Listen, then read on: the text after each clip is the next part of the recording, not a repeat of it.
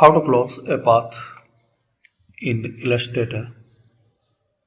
So if you have any particular path and it's open,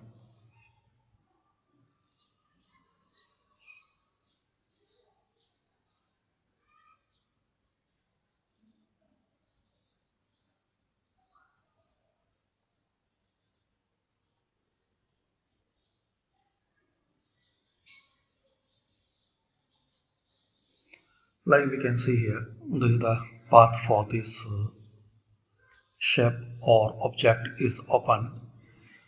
So to jo so to jo so to join, there are some options.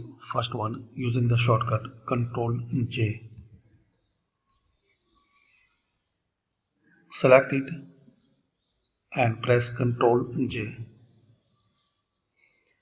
Another way, select this pen tool and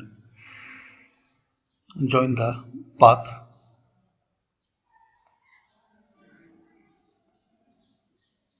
So this is the second way. Select this pen tool and another way. Once you click on it, so here you will see this option join path. Click on it.